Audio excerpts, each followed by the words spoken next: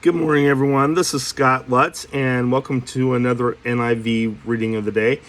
Please be still in prayer about my Rumble site. It's still not, or my Rumble app. It's still not working correctly. Please pray that God has it fixed, so we can make sure that we can still spread the gospel on Rumble. So far, I'm still able to post, but I still need your prayers because I have no clue what's happening there. Everything looks like it's fine. On the website, it does not look like I broke any rules there. So please pray that God fixes that so that there's no longer any problems. So let's go ahead and get to the scripture. Numbers 16, 1 through 50. For your NIV reading, and then Romans 15, 1 through 33. Let's go ahead and read the scripture. Korah, Dathan, and Abiram. Korah, son of Izhar, the son of Kohath, the son of Levi, and certain Reubenites, Dathan and Abiram, sons of Elib, and On, son of Peleth, became insolent and rose up against Moses. With them were 250 Israelite men, well-known community leaders who had been appointed members of the council. They came as a group to oppose Moses and Aaron, and said to them, "You have gone too far. The whole community is holy, every one of them, and the Lord is with them. Why then do you set yourself above the Lord's assembly?" Then when Moses heard this, he fell face down. Then he said to Korah and his followers, "In the morning the Lord will show who belongs to him and who is holy, and he will have that person come near him. The man who he chooses, he will cause to come near him. You, Korah, and all your followers are to do this. Take censers, and tomorrow put fire and incense in them before the Lord. The man the Lord chooses will be the one who is holy. You Levites have gone too far." Moses also said to Korah, "Now listen, you Levites, isn't it enough for you that the God of Israel has separated you from the rest of the Israelite community and brought you near himself to do the work at the Lord's tabernacle and to stand before the community and minister to them? He has brought you and all your fellow Levites near himself, but now you are trying to get the priesthood too. It is against the Lord that you and all your followers have banded together. Who is Aaron that you should grumble against him?" Then Moses summoned Dathan and Abiram, the sons of Elib.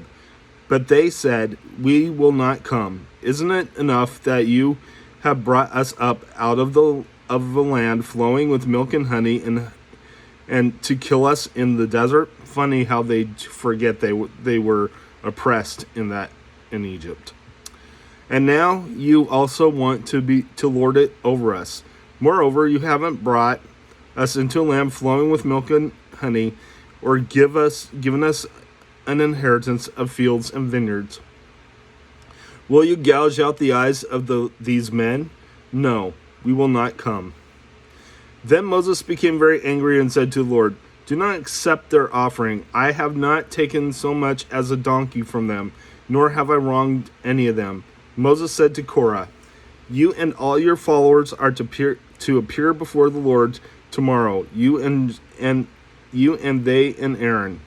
Each man is to take his censer and put incense in it, 250 censers in all, and present it before the Lord. You and Aaron are to present your censers also." So each man took his censer, put fire and incense in it, and stood with Moses and Aaron at the entrance to the tent of meeting. When Korah had gathered all his followers in opposition to them at the entrance to the tent of meeting, the glory of the Lord appeared to the entire assembly. The Lord said to Moses and Aaron, "Separate yourselves from this assembly, so I can put an end to them at once." But Moses and Aaron fell face down and cried out, "O God, God of the spirits of all mankind, will you be angry with the entire assembly when only one man sins?" Then the Lord said to Moses, "Say to the assembly, move away from the tents of Korah, Dathan, and Abiram." Moses got up and went to Dathan and Abiram, and the elders of Israel followed him. He warned the assembly, "Move back from the tents of these wicked men. Do not touch anything belonging to them, or you will be swept away because of all their sins." So they moved away from the tents of Korah, Dathan, and Abiram. Dathan and Abiram had come out and were standing with their wives, children, and little ones at the entrance to their tents. Then Moses said, "This is how you will know that the Lord has sent me to do all these things, and that it was not my idea. If these men die a natural death and experience only what usually happens to men, then the Lord has not sent me. But if the Lord brings about something totally new, and the earth opens its mouth and swallows them, with everything that belongs to them, and they go down alive into the grave, then you will know that these men have treated the Lord with contempt." As soon as he had finished saying all this, the ground under them split apart, and the earth opened its mouth and swallowed them, with their household and all Korah's men and all their possessions. They went down alive into the grave, with everything they owned. The earth closed over them, and they perished and were gone from the community.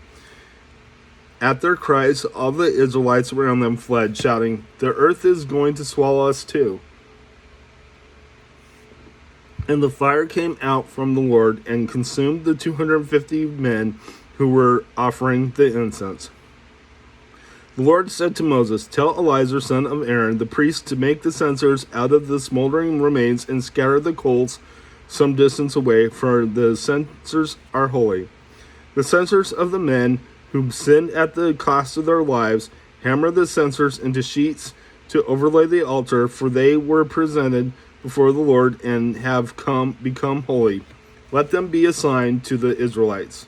So Eleazar the priest collected the bronze censers brought by those who had been burned up, and he had them hammered out to overlay the altar, as the Lord directed him through Moses. This was to remind the Israelites that no one except a descendant of Aaron should come to burn incense before the Lord, or he would become like Korah and his followers.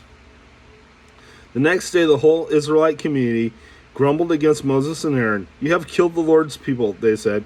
But when the assembly gathered in opposition to Moses and Aaron and turned toward the tent of meeting, suddenly the cloud covered it, and the glory of the Lord appeared. Then Moses and Aaron went to the front of the tent meeting, and the Lord said to Moses, "Get away from this assembly, so I can put an end to them at once." And they fell face down.